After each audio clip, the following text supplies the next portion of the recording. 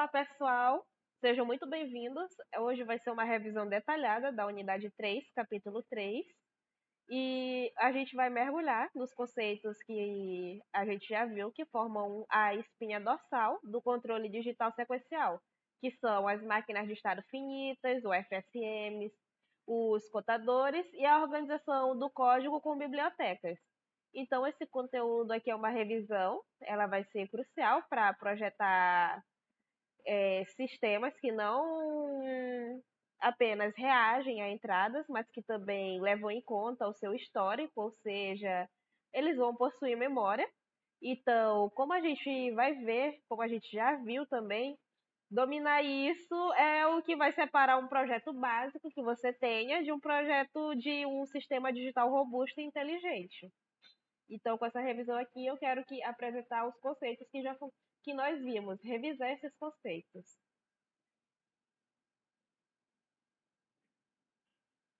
Então, para entender verdadeiramente o poder das FSMs, precisamos contrastá-las com a lógica combinacional.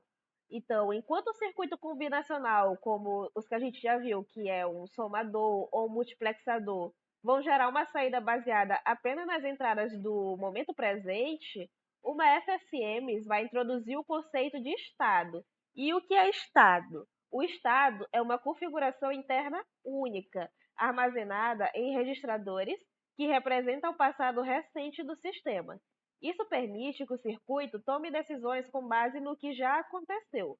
Por exemplo, o controle de um semáforo, a detecção de uma sequência específica de bits em uma comunicação, ou o funcionamento de um elevador vão ser impossíveis de se implementar de forma eficiente sem usar uma máquina de estados. Então, eles são essencialmente a memória e a lógica de decisão do sistema digital. A seguir, a gente vai ver aqui a escolha entre Murray e Merle, que vai ser uma decisão fundamental do projeto. Então, a gente vai detalhar mais essa diferença agora. Na máquina de Murray, ou Moore, como o Diego chama, as saídas são função exclusiva do estado atual.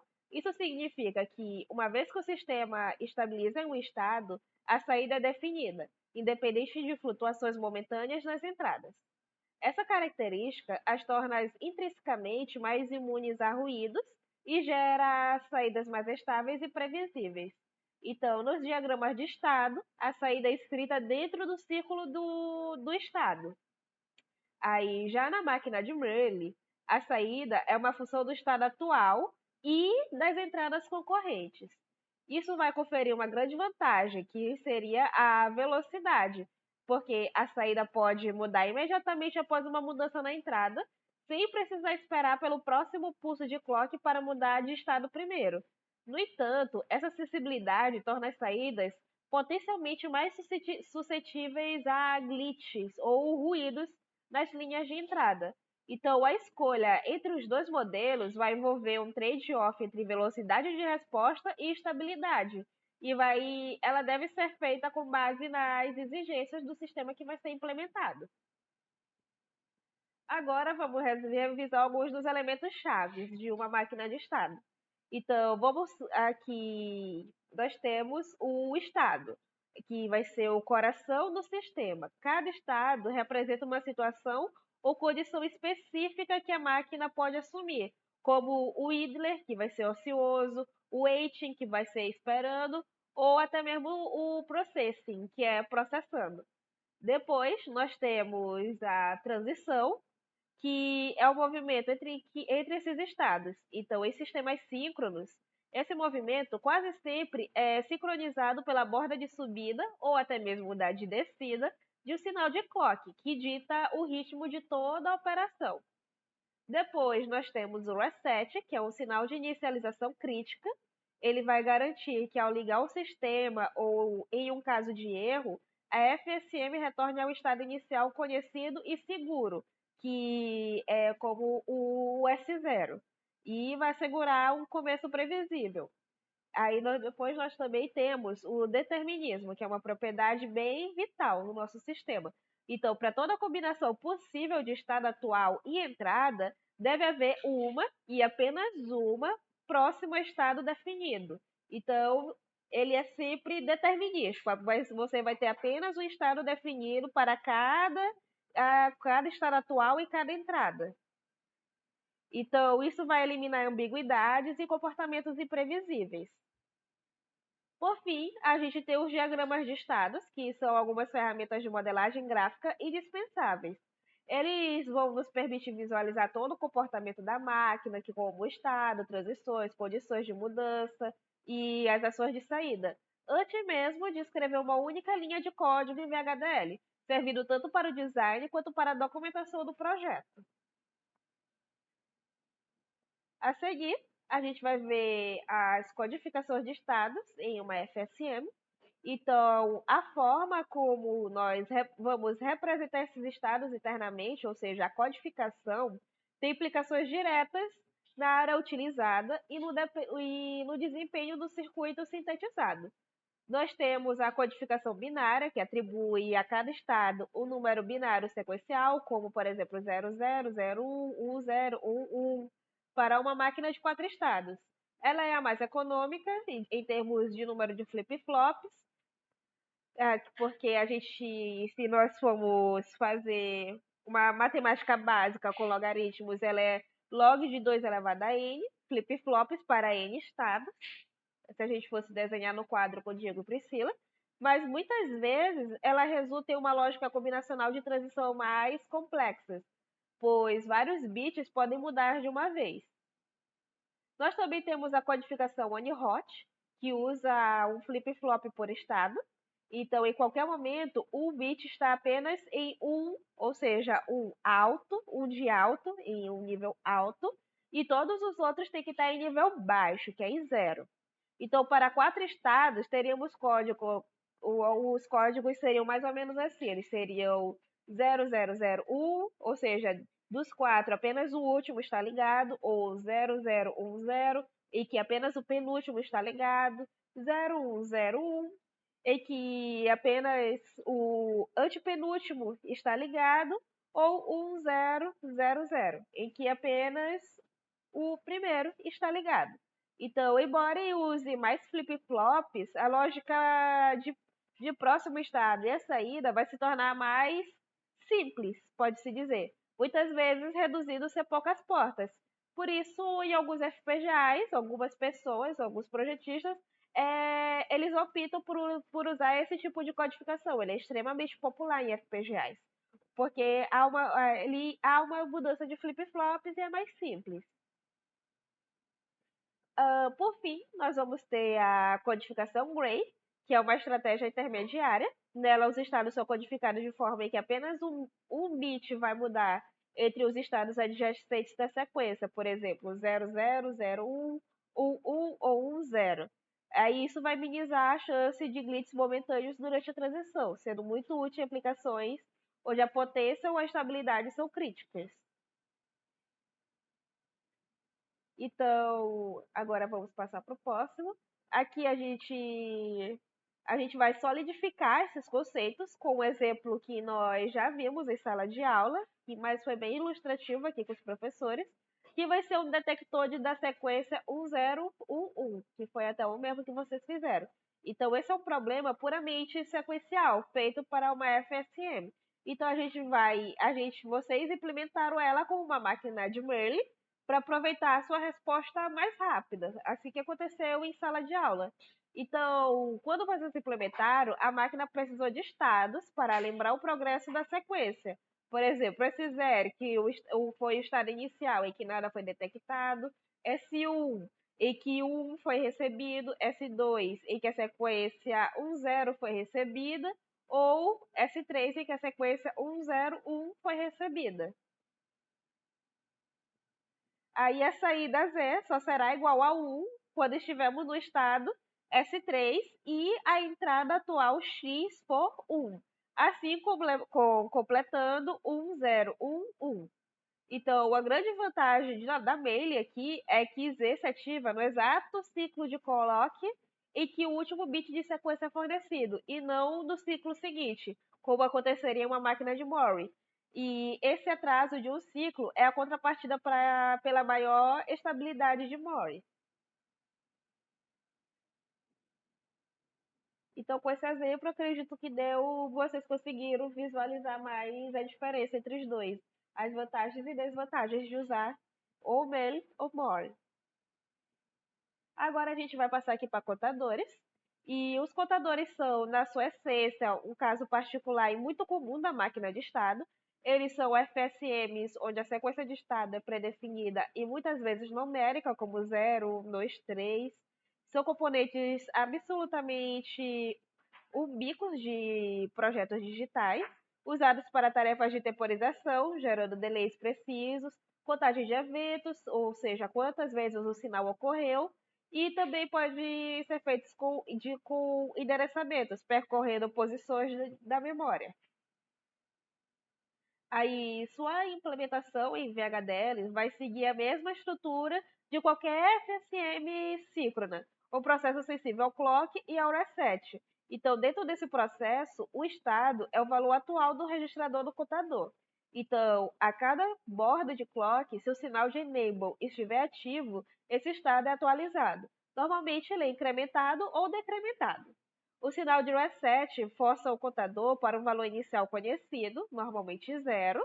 A simplicidade e a utilidade dos contadores vão tornar um dos primeiros e mais importantes componentes sequenciais que nós aprendemos a dominar durante essa unidade. Passando aqui, um pouco do que foi visto na aula de quarta-feira, de bibliotecas e pacotes, com o professor Diego. Então, conforme nossos projetos em VHDL vão crescendo em complexidade, a organização e o reuso de código vão se tornar imperativos. E é aqui que bibliotecas e pacotes vão entrar em cena. Uma biblioteca em VHDL não é um arquivo, mas sim um repositório lógico, ou um container que vai armazenar unidades de design já compiladas, como entidades, arquiteturas e, crucialmente, pacotes. Então, ela é uma biblioteca. São várias e várias estantes de livros. Então, o conceito de pacote. O pacote, por sua vez, vai ser um dos livros dessa estante, dessa biblioteca.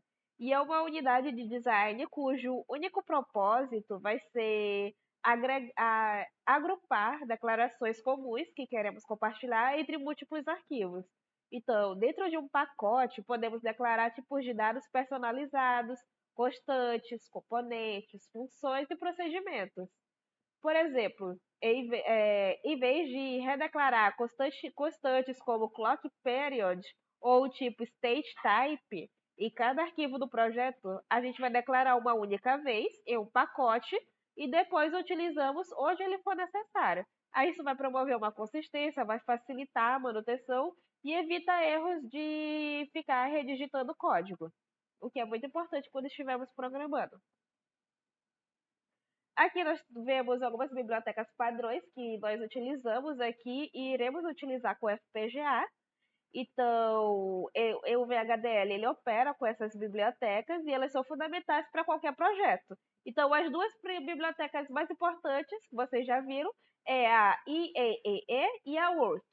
Então, a biblioteca IEEE é o conjunto padrão de pacotes que estende a linguagem VHDL para suportar design digital moderno. Então, seus pacotes, por exemplo, mais cruciais e que vocês já podem ter utilizado é o STD Logic 1164, que vai definir os tipos STD Logic, e o STD Logic Vector, que representa os sinais digitais como múltiplos estados, 0, 1, Z, alta impedância, X para desconhecido, entre outros. Ele é praticamente obrigatório em todos os designs. Também temos o Numeric STD, que vai definir os tipos como o Signet e o Signet e operações aritméticas sobre eles. E vai ser o pacote mais recomendado para operações matemáticas, em detrimento de alguns mais antigos, como, por exemplo, não sei se vocês já pesquisaram sobre isso, mas tem o STD Logic Arit. Agora, sobre a biblioteca Work, ele é o ambiente de trabalho local onde vai estar o seu projeto. Então, todo arquivo VHDL que você compila é automaticamente colocado nessa biblioteca. Ele sempre é implicitamente declarado, então você não precisa escrever a library work. Então, para usar esses recursos, empregamos duas palavras-chave: library, que torna uma biblioteca visível para o design, e use, que importa itens específicos de um pacote dentro dessa biblioteca para o espaço do nosso código. E também utilizamos a classe all, que vai importar tudo de um pacote, mas podemos fazer a importação seletiva para manter o namespace limpo. É o que vocês perguntaram na aula de quarta-feira, se tinha como saber o que tinha dentro de um pacote, se tinha como procurar um comando que já para um pacote específico. Se não me engano, vocês perguntaram isso para o Linux especificamente. Então, esse aqui é o final. A gente chegou ao final dessa revisão. Eu espero que agora os conceitos estejam mais claros. Sugiro que vocês revisitem outras monitorias. Percebemos aí que algumas coisas vocês esqueceram, algumas coisas que foram faladas da monitoria, e aí já estava de novo em sala de aula. Mas acontece, mas é sempre bom rever os vídeos. Então, aqui nesse vídeo específico, a gente revisou as máquinas de estados finitas, tanto a Mori como a Melee, que são ferramentas fundamentais para implementar uma lógica de controle sequencial em sistemas com memória. A gente também viu os contadores, que são uma aplicação ambíqua e prática das FSMs. A gente entendeu que biblioteca e pacote não são apenas detalhes de sintaxe, mas são ferramentas que são essenciais da engenharia de software para hardware, que vai permitir a gente escrever o código, modular, reutilizar e o seu código bem organizado. Então, a gente tem a combinação desses três pilares: controle, que é a FSM, a contagem, que é os contadores, a organização, que é a biblioteca, e é o que vai nos permitir projetar sistemas digitais complexos, robustos e eficientes em VHDL. E eu espero que vocês pratiquem muito agora que vai chegar a fase com o FPGA de fato. Vocês simulem seus projetos com o GTK Wave para visualizar o comportamento temporal, e também vocês podem ir atrás de como é feito o diagrama de estado antes de começar a codificar. Se não me engano, Diego até exemplificou um aqui no quadro quando teve que falar do Mili para exemplificar para vocês. E vocês viram como foi mais fácil imaginar o que Diego estava tentando explicar para vocês com esse com essa ferramenta, que é esse diagrama de estados. Então, até a próxima, galera. Um grande abraço. Até segunda-feira.